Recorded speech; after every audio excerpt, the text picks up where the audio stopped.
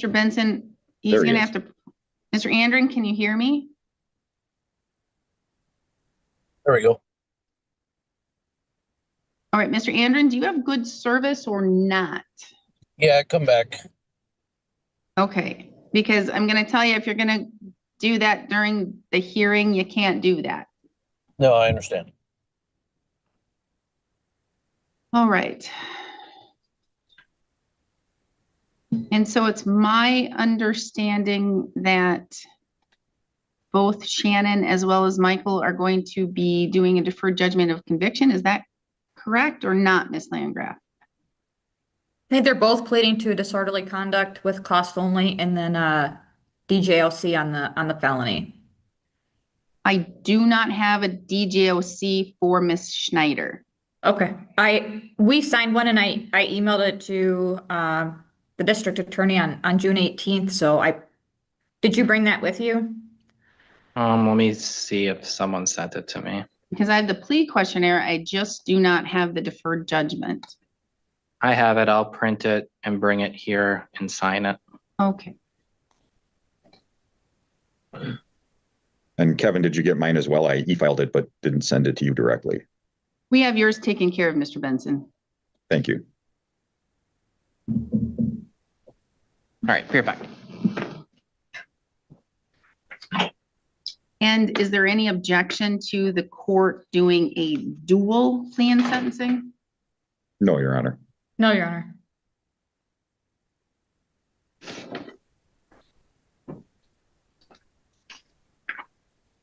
But Shannon, I think you're going to need to turn your video on. Okay.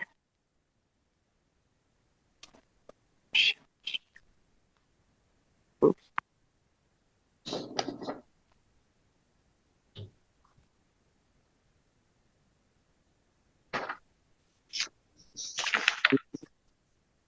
All right, I will tell you to hit a button. Then you should see that. There you go. Oh. Sorry about that. Are you able to do a dual hearing? Yeah.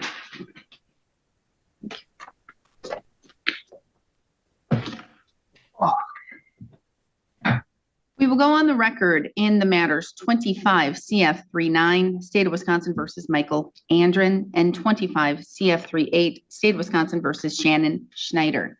Appearances are we do have all parties appearing by video conferencing except the state through District Attorney Kevin Schmidt in person. We have Adam Benson with his client Michael Andrin. We have Renee Landgraf with her client Shannon Schneider. We're set here today in these matters for a plea and sentencing. Both individuals have been charged with the same criminal counts, and both have received the same offer with regards to the plea agreement. I'm going to have Mr. Benson, can you please recite the agreement that Mr. Andrin has reached with the state? Yes, Your Honor. Thank you. He will plead guilty to count 1 and enter a deferred judgment of conviction on that matter. He will plead guilty to count 2, disorderly conduct, and would pay court costs only. I did remove the mention of the CHIPS order in my clients because he's not subject to any CHIPS order at this point, but everything else is the same. Okay, all right. And Ms. Landgraf, other than the difference with the CHIPS statement, is that the same agreement that your client entered into with the state? Yes. Okay. So I'm going to do this as a dual or a joint hearing to save time for efficiency and because they are the same charges and the same agreements reached, again, minus the inclusion of the CHIPS language in Ms. Schneider's matter.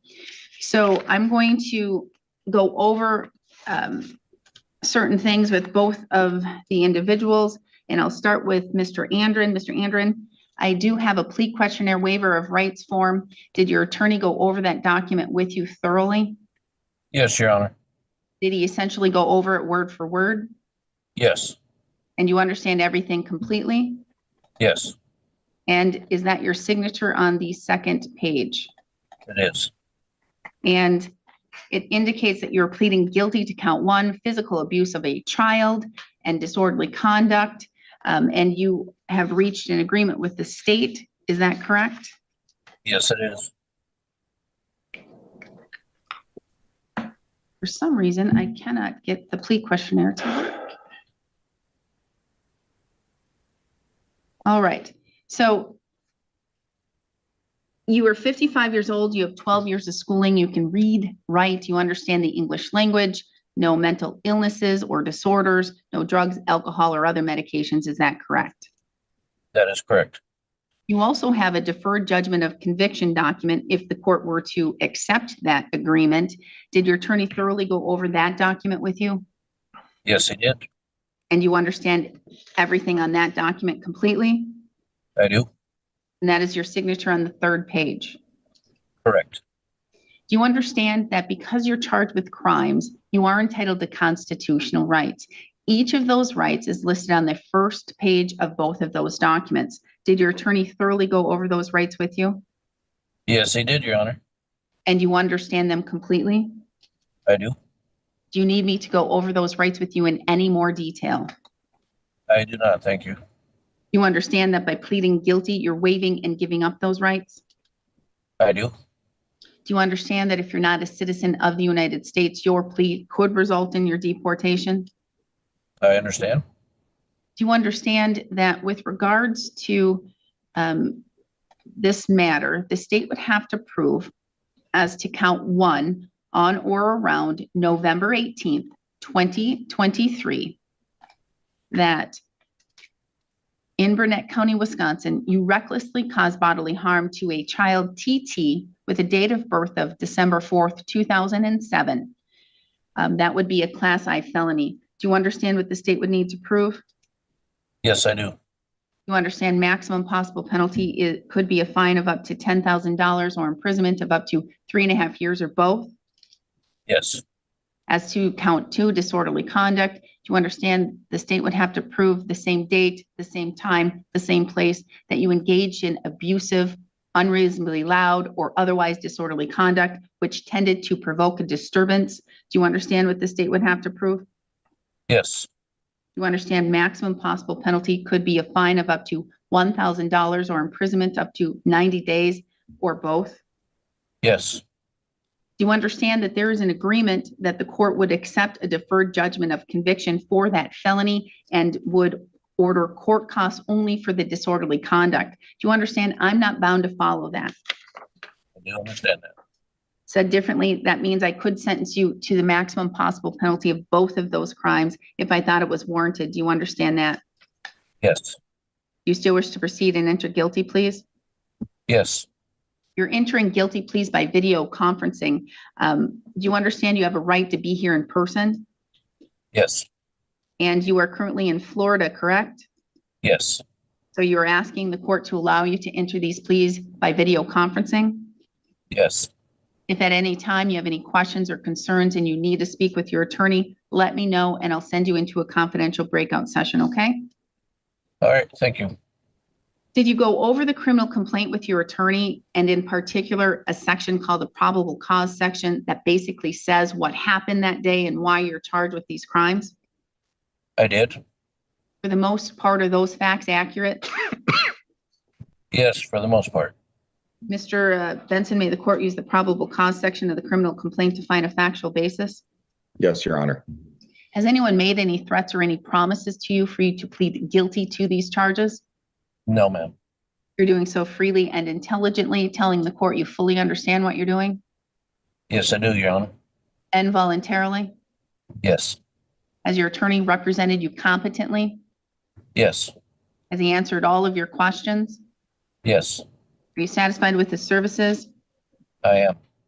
Any questions for the court or your attorney before I proceed? I do not have any. As to count 1, physical abuse of a child, how do you wish to plead? I'd be guilty. As to count 2, disorderly conduct, how do you wish to plead? Guilty. The court will find your pleas of guilt are done knowingly, intelligently, and voluntarily. I will find that you understand your constitutional rights and what it means to waive and give up those rights I'm going to find a factual basis to accept your pleas of guilt. Based on that, I will find you guilty of those two charges. As to count one, I will stay on entry of judgment at this time. As to count two, I'm going to enter judgment against you. Ms. Schneider, can you hear me? Yes, I can. Do you understand that you have the right to have this hearing in person? Yes. You are currently in Florida, is that correct? Yes. You wish to have this hearing by video conferencing, correct? Yes. If at any time you can't hear or see something, let me know so I can send you to a confidential breakout session with your attorney, okay? Okay. Or if you have any questions, okay? Okay. So I'm going over the same things with you as I just went over with Mr. Andrin. I have a plea questionnaire waiver of rights form and a deferred judgment of document, or conviction document. Did your attorney thoroughly go over both of those documents with you? Yes. You understand them completely? Yes. Is that your signature on the last page of both of these documents? Yes. If you didn't understand something, did you ask your attorney to explain it to you? Yes. And she did so? Yes.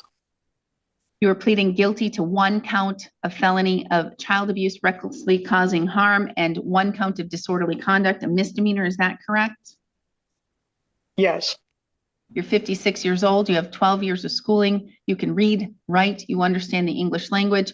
No drugs, alcohol, or other medications. No mental illnesses or disorders. Is that correct? Yes. You understand that you're charged with crimes and as such, you're entitled to constitutional rights. Those rights are listed on the first page of both of those documents. Did your attorney thoroughly go over those rights with you? Yes. You understand them completely? Yes. You need me to go over those rights with you in any more detail? No, ma'am. You understand that once you enter guilty pleas, though you will be giving up those rights? Yes. You understand that as it relates to these charges in count one, the state would have to prove on or around November 18, 2023, you recklessly caused bodily harm to a child, TT, with a date of birth of December 4th, 2007. Do you understand what the state would have to prove? Yes. You understand that if you're not a citizen, or excuse me, do you understand that the maximum possible penalty could be a fine of up to $10,000 or imprisonment of up to 3.5 years or both? Yes. You understand with disorderly conduct, count two, the state would have to prove the same date, time, and place that you engaged in abusive, unreasonably loud, or otherwise disorderly conduct, which tended to provoke a disturbance. Do you understand what the state would have to prove? Yes. You understand maximum possible penalty could be a fine of up to $1,000 or imprisonment of up to 90 days or both? Yes. And do you understand that if you're not a citizen of the United States, your plea could result in your deportation? Yes. You understand that if I thought based upon the facts of this case, you should be sentenced to more than what is being recommended to the court, do you understand I have the right to do so? Yes. And that could include up to the maximum possible penalty for each of those charges. Do you understand that? Yes. Do you still wish to proceed and enter guilty pleas? Yes. Did you go over the criminal complaint with your attorney, and in particular, the section called the probable cause section, where it basically says what happened and why you were charged with these crimes? Yes. For the most part, are those facts accurate? For the most part. Ms. Landgraf, may the court use the probable cause section of the criminal complaint to find a factual basis? Yes, Your Honor. Has anyone made any threats or any promises to you for you to plead guilty to these charges? No. You're doing so freely and intelligently, telling the court you fully understand what you're doing Yes. and voluntarily? Yes. Has your attorney represented you competently? Yes. Has she answered all of your questions? Yes. Has she looked at this matter thoroughly? To the best of my knowledge, yes. And are you satisfied with her services? Yes. Any questions for the court or your attorney before I proceed? No, Your Honor. As to count one, physical abuse of a child, how do you wish to plead? Guilty. As to count 2, disorderly conduct, how do you wish to plead? Guilty. Court will find your pleas of guilt are done knowingly, intelligently, and voluntarily. I'm going to find that you understand your constitutional rights and what it means to waive, give up those rights. I'm going to find a factual basis to accept your pleas of guilt. Based on that, I will find you guilty of both of those charges. As to count 1, I will stay on whether or not to enter judgment. As to count 2, the court will enter judgment. All right, I'm going to go to Mr. Benson, argument Mr. Schmidt, argument and sentencing recommendation.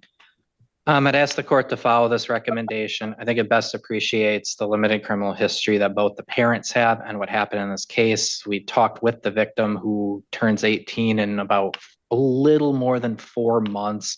She doesn't think that her mother or stepfather figure should be imprisoned or anything like that. She agrees with the DJOC. The goal of the DJOC is, the primary goal of the CHIPS case is reunification with secondary guardianship. Just given the age of the child and the fact that she's gotten a public defender and her position has been she wants to be in Wisconsin while her mother wants to be in Florida, I think it's probably likely she's just going to age out in Wisconsin, turning 18.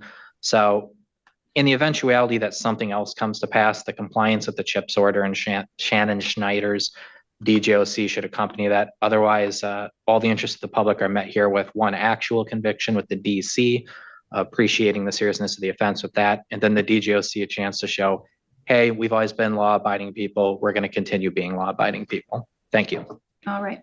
Mr. Benson, argument. Thank you, Your Honor. I conclude this is a short-term DJOC, and as he said, she will turn 18 in early December. It has, can you hear me okay? Yes, it Okay, just my cut out client for a is- second. Has limited to no criminal convictions. He's in Florida. The victim's in Wisconsin. I believe they don't even have any contact right now. I think this is appropriate under the circumstances. Thank you, Your Honor. Thank you. Mr. Andrin, do you care to make any statement today? You do not have to, but it's your only time to let me know anything you want me to know. No, I do not. Ms. Landgraf, argument. Thank you, Your Honor. I'm not going to repeat what the other 2 attorneys said, but I will add that I did do a public records request on the child, and I did receive I think 3 reports that she ran away from home. I think this is an incident where the 16, 17-year-old, she was sneaking out of the house. She didn't want to go to school. And I believe her mom tried to, I guess, hold her back or stop her from trying to act out. And when it came out that they were moving to Florida, I don't think this would have been reported otherwise if the child didn't want to stay here in Wisconsin. So it's just kind of an unfortunate unraveling of these events. I definitely don't think there was anything, any intentional harm whatsoever. But I'd ask that you adopt the joint agreement. Thank you. Ms. Schneider, do you care to make any statement here today? Again, you do not have to, but it's your only time to let me know anything you want me to know. I just would like to talk to my daughter. Other than that, no. Thank you. Thank you.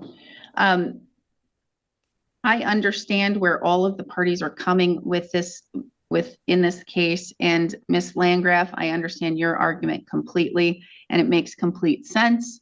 It is unfortunate that this is the way that this is all falling down, and after the dust settles, hopefully this isn't going to cause too much damage to the family unit and too much damage to Ms. Schneider or Mr. Andrin. Yes, an incident did occur, and it was a serious incident at the time in 2023. It took a long time for the juvenile to report this incident. It involved a fight with both Mr. Andrin and Ms. Schneider, and unfortunately, the child was physically assaulted. So I understand where this case is. The parties are accepting responsibility. They're being accountable. They understand that they're going to be under somebody's watch for the next few months. I believe either until the child ages out or for almost a period of 6 months here. They're going to be watched and observed and under certain stringent restrictions. I will accept the deferred judgment of conviction documents for both of the individuals. I do need to let you know that if the court does revoke and terminate these agreements and enters judgment, you would no longer be able to use or possess a firearm for life, and you would not be able to vote in any election until your civil rights are restored. I do have to also inform you that an amount of $150 must be paid to the district attorney's office within 60 days by each of you, $150. That's the number one reason I see the state asking for these agreements to be revoked and for me to enter judgment and to sentence the individual with a deferred judgment of conviction document.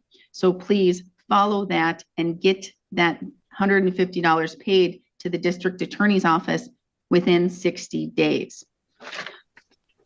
With regards to the disorderly conduct, the court finds court costs is reasonable, and I will accept that, again, understanding the full facts of this case and when the incident occurred and the underlying issues and matters involved in this case. So what the court is going to do is, I'm not going to assess the total amount of court costs and fees. I'm going to assess $350 per individual with the disorderly conduct counts. I will waive the rest. My intention is, because $350 plus $150 is a total of $500, what the court would normally assess. You are paying $150 to the state, and therefore I'm only going to assess the $350, which is a small amount of court costs and fees and the DNA surcharge that the court is mandated to assess. You have 60 days to pay that as well. So it's a total of $500 each party, but $150 per party goes to the district attorney's office. $350 goes to the court, to the clerk, again, within 60 days. You have 20 days to appeal. Should you fail to appeal within 20 days, you do lose that right. I do need to remind you that I need your DNA. If it has not already been taken, please call the Burnett Sheriff's Department within 2 weeks and see if they need your DNA. And if they do, in what ways you can provide that, since you are in Florida. If you fail to provide your DNA, you could receive a warrant and be escorted back to the state of Wisconsin to provide your DNA because it is in order. However, you have the ability to request it be expunged from the CODIS system through a written letter to the Department of Justice, not to this court or county, but to the Department of Justice. It's easy to do. If you fail to pay your fines and fees for the court, that $350 each, not only will the court enter a civil judgment against you because you're always going to owe it, I will issue a warrant and you could sit up to 6 months in jail. Again, very important, you pay the money to the district attorney's office and the court within 60 days. I believe that covers everything. Mr. Schmidt. There's one last thing I'd want to clean up.